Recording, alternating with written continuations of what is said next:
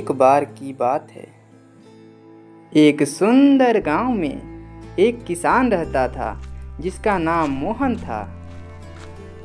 मोहन न केवल अपने खेतों में मेहनत करने के लिए जाना जाता था, बल्कि उसकी ईमानदारी और सत्यनिष्ठा के लिए भी प्रसिद्ध था।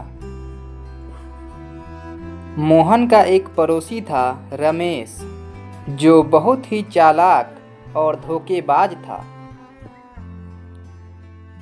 रमेश हमेशा अपने स्वार्थ के लिए दूसरों को धोखा देता था।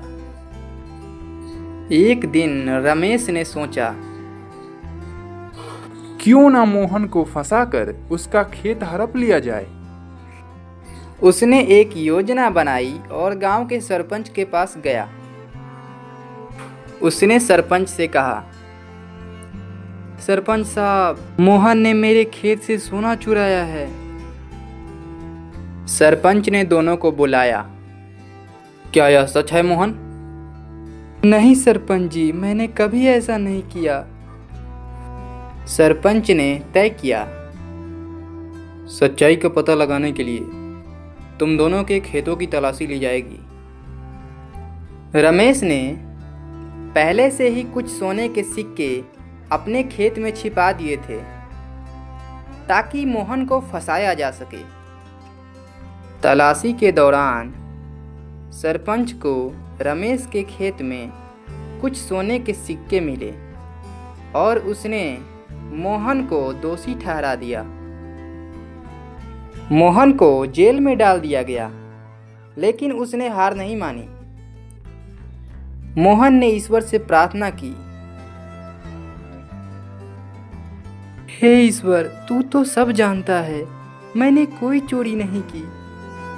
मुझे फंसाया जा रहा है, कृपया मेरी मदद कर। कुछ दिनों बाद गांव में एक बहुत ही बुद्धिमान व्यक्ति आया।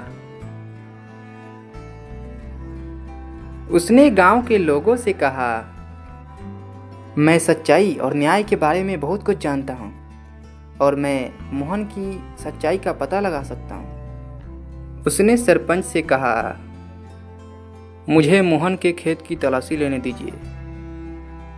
सरपंच ने कहा, ठीक है, अगर तुम ऐसा चाहते हो तो मैं तुम्हें अनुमति देता हूँ। बुद्धिमान व्यक्ति ने मोहन के खेतों की गहराई से तलाशी ली। उसने पाया कि जमीन के नीचे एक पुराना बक्सा दबा हुआ है, जिसमें बहुत सारे सोने के सिक्के हैं। इस बक्से पर मोहन के पूर्वजों का नाम लिखा हुआ था। बुद्धिमान व्यक्ति ने सबको बताया, मोहन के पूर्वजों ने ये बक्सा यहाँ छिपाया था। मोहन निर्दोष है। उसने रमेश की चालबाजी का पर्दाफाश किया और रमेश को सजा मिली।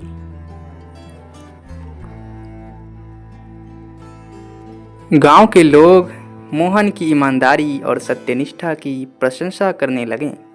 मोहन ने सच्चाई की जीत का सबसे बड़ा उदाहरण प्रस्तुत किया और गांव में फिर से शांति विश्वास लौट आया।